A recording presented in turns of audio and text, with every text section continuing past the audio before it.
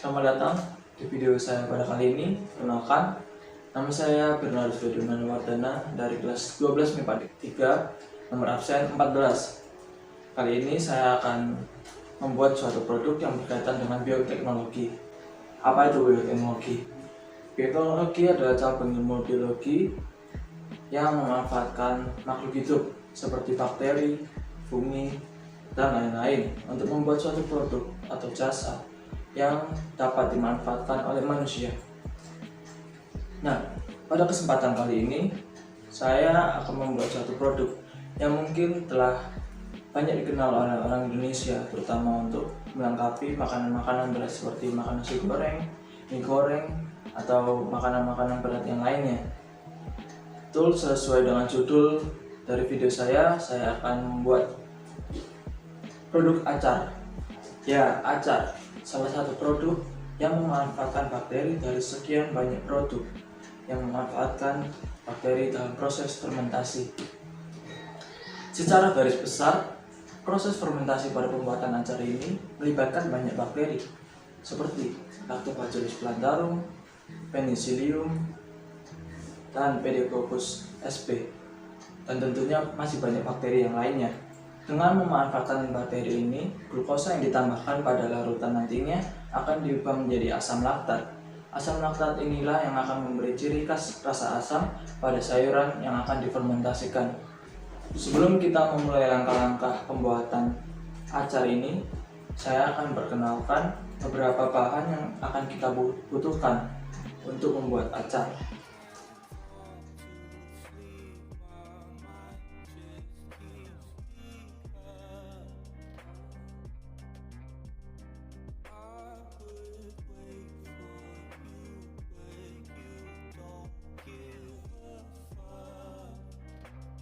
Memotong mentimun, usahakan isi dari mentimunnya untuk dibuang terlebih dahulu, karena kita akan tidak memakai isi tersebut. Kita akan memakai daging buahnya saja.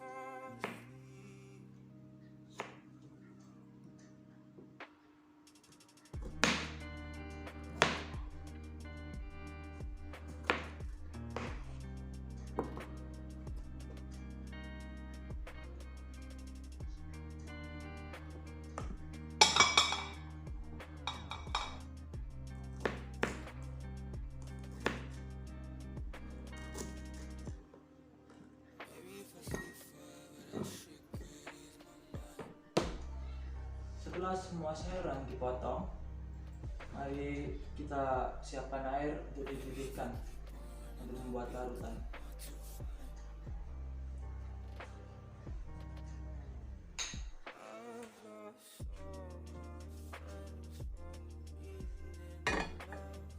Tuangkan air yaitu setengah gelas ke dalam panci.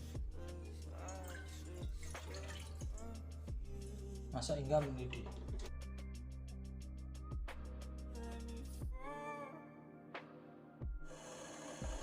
Setelah mendidih, matikan kompor dan masukkan gula dan garam.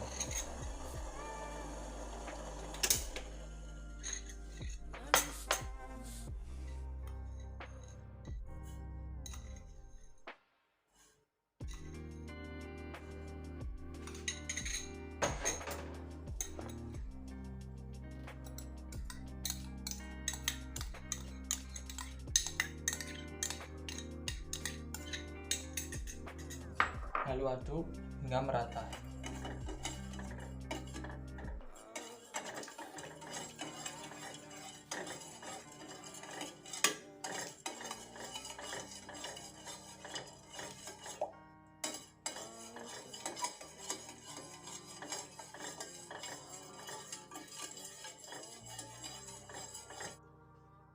Setelah tercampur rata, Masukkan bahan-bahan yang telah dipotong tadi.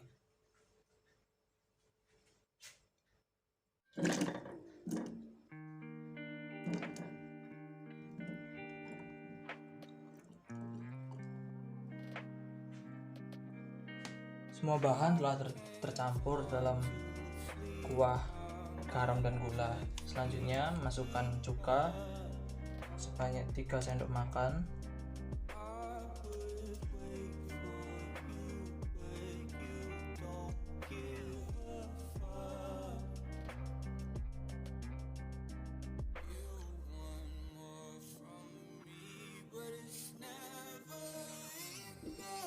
Lalu aduk sampai semua unsur-unsur yang terdapat dalam panci ini tercampur rata.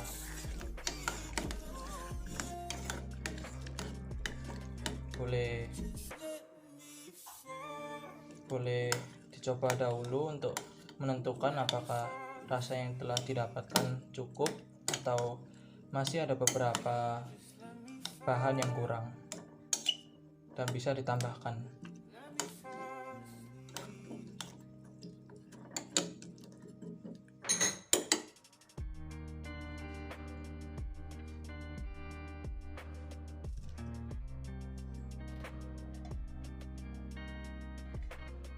Nah, setelah semua bahan tercampur, dinginkan terlebih dahulu untuk mencapai suhu ruangan.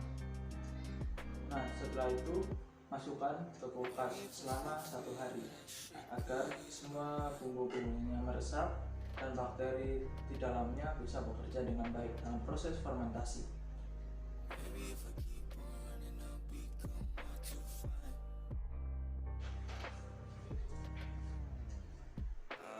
Nah, 1 hari telah berlalu.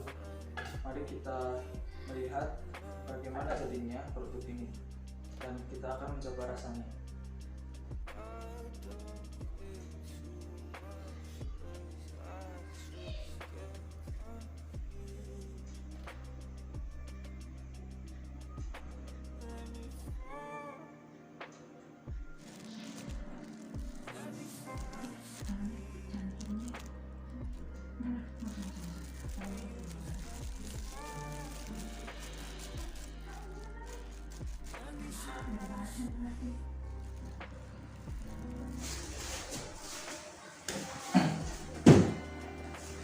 Nah, untuk aromanya ada sedikit aroma asam dari cuka dengan campuran aroma-aroma dari sayuran seperti timun dan wortel yang bercampur menjadi satu. Dan untuk rasanya, mari kita coba.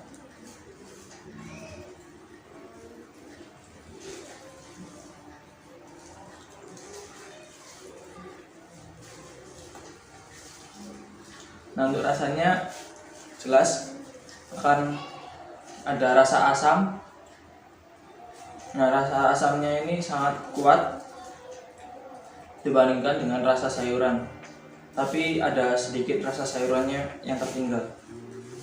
Nah, untuk tekstur dari sayuran-sayuran ini sudah dapat dilihat Pak di video tadi bahwa teksturnya lunak.